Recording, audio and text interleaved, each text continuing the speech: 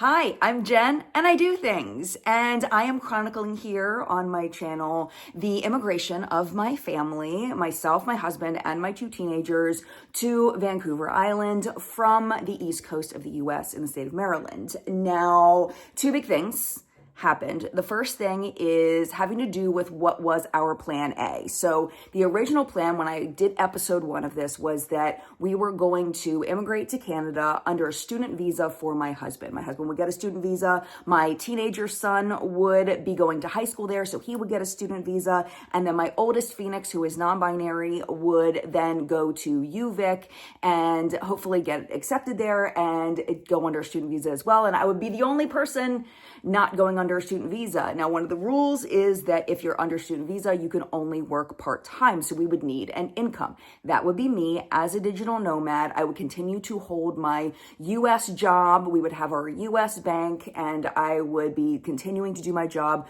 on YouTube. That's my full-time gig is a channel called Jen Love. It's cosmetic industry news. It's completely different than what you're seeing here. So that was plan A. But thanks to you, people watching this channel, I have learned a lot since episode 1.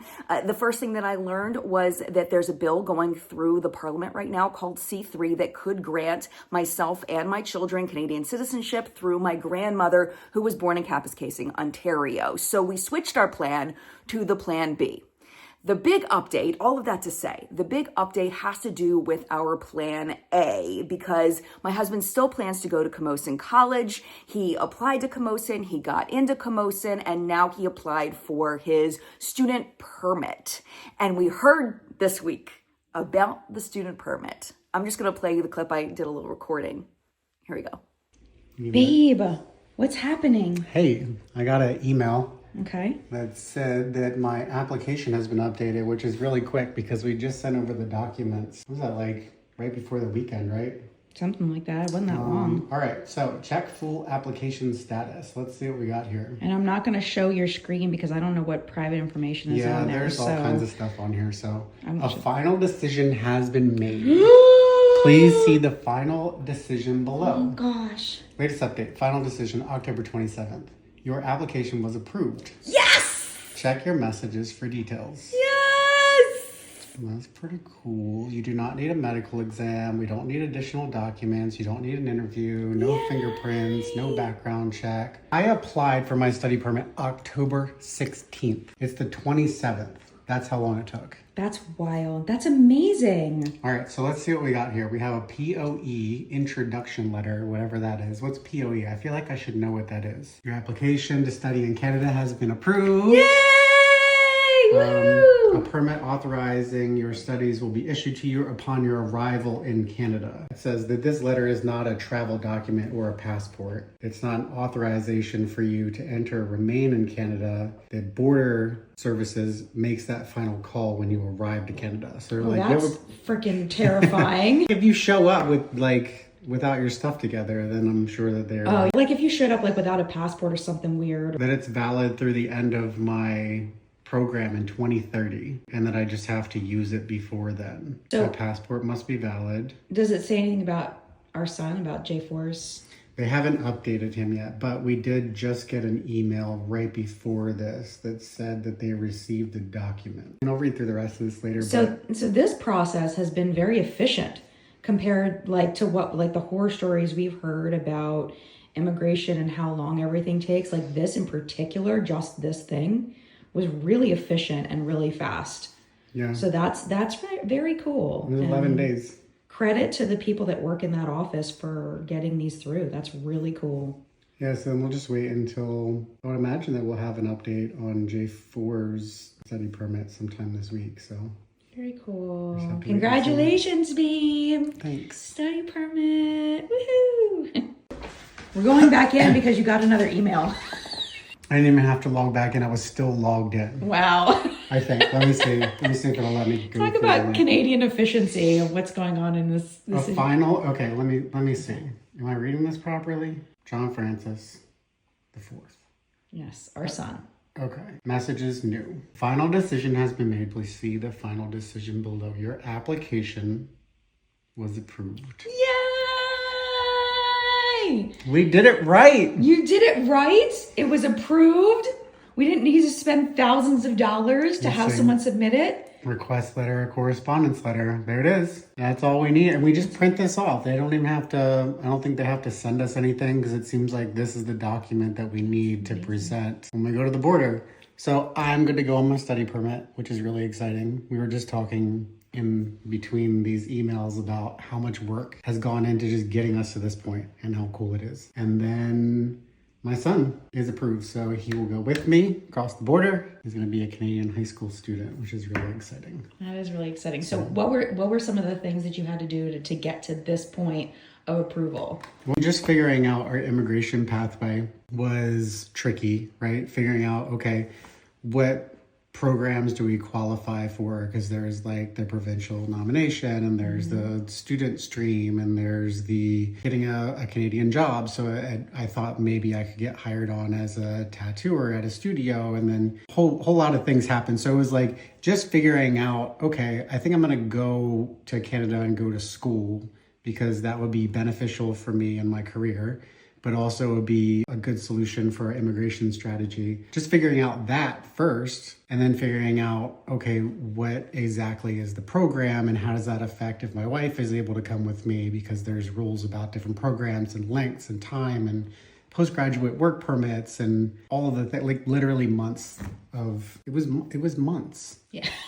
Figuring this out. Of just like researching before I could even say, okay, I'm going to apply to Camosun for this program. Like I'm just going on and on and on, but it was a lot. Yeah, it was a lot to get to this point. So then it was like figuring out the program, figuring out how to apply, the costs, when, who, what other variables are involved in that. Then I applied, I got accepted into Camosun pretty quickly.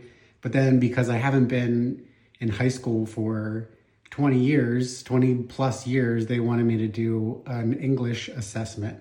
So I had to do a proctored English assessment online where I had to like prove that I can do English and write an essay and all kinds of stuff. And it was way more stressful than I thought it would be as a native English speaker who does pretty well with writing and all that stuff. But it was just, the test taking environment is stressful.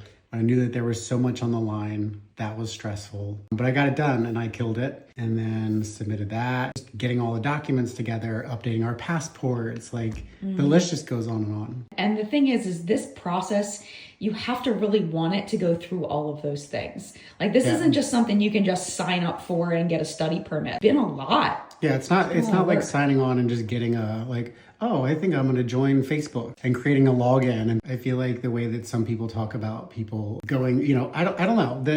If you go through the process the right way, it definitely takes a fair amount of work. Anybody who is motivated enough, smart enough, or can find the resources, they can do it. Just follow the steps, follow the path. And you did it. It was a lot though to get us to this point. So congratulations. We'll have to tell our son. He'll be excited. He'll be excited. So that is very exciting. So my husband and my son are good. And one of the things that was a little creepy for me, even though I trust my husband completely, it was still a little weird. I had to basically sign my rights away to my child.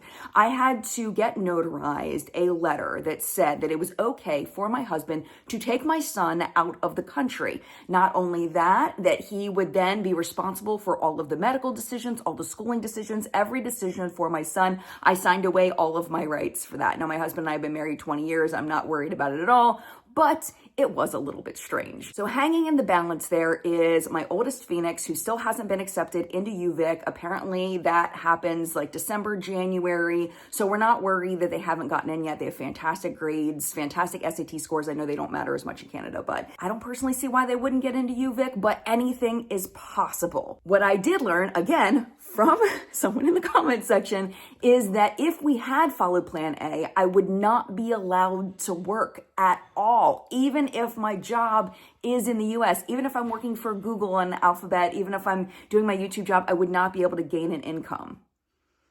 So that would be a big problem. Thankfully, we do have Plan B, which is the citizenship route that I went into detail last episode. So we sent in the citizenship applications for myself and my 2 kids. Those have been received, but that's where those are. Now, there is a process, depending on how the law passes, when the law passes and stuff, where we may have to like withdraw the applications and modify them. And there's like a whole thing that I don't fully understand, but that my husband does. We worked with Don Chapman from the Lost Canadians to kind of figure out that path, but I can't explain it. I don't understand. And we're not there yet. If we get there, then I will go into more detail of what we're having to do. So that's the big immigration update. Now, while we're waiting to immigrate, we also have to do things here. So last time I talked to you, we were talking about how we had a stager come in and she wanted us to do all of this painting and all of these carpets and all this stuff. And we estimated it would be about $50,000. And y'all were like, no, don't do that. Don't do that. Jen, don't do that. Okay, we're not going to do that. But our realtor told us that if we were going to do anything to update the house, we needed to update the dining room because the dining room just looked dated. We loved it. You're seeing it on screen. We loved it. However, I got what they were saying. So it was in progress last time I talked to you. It has been completed. This is our new dining room. I love it. It looks amazing. I do kind of miss the print and all of that, but overall, I feel like it looks more open. It just looks more crisp and it looks more modern. So now John, my husband, is working in the powder room to update that. And then after that, he's going to move upstairs to our bathroom and paint that because it's kind of this like peachy pink color. And we feel like that's next on the priority list. So that's what he's going to be working on in the next couple of days. So I'll be able to show you that. And those are the major things. But I do have a question for you. I've been getting some requests because there is another channel. I'll put his channel next to me that does a lot of American reacts videos where he reacts to things in Canada. And I was thinking about maybe doing a little bit of that style of content. Of course, it would be very different than what he does. I did watch a couple of his videos and we seem to have different life experiences. I think his approach to his channel would be different than the way that I would approach it. So I was thinking in between these updates, maybe doing some kinds of reacts. Like I was thinking about reacting to Todd Maffin's, the Canadian video that he put out that was really, really popular about being a Canadian and kind of talking about the things I recognize, the things I don't recognize, the things I want to learn about, a reaction to that. So what do you think? I would love to know your thoughts down in the comments. Let me know.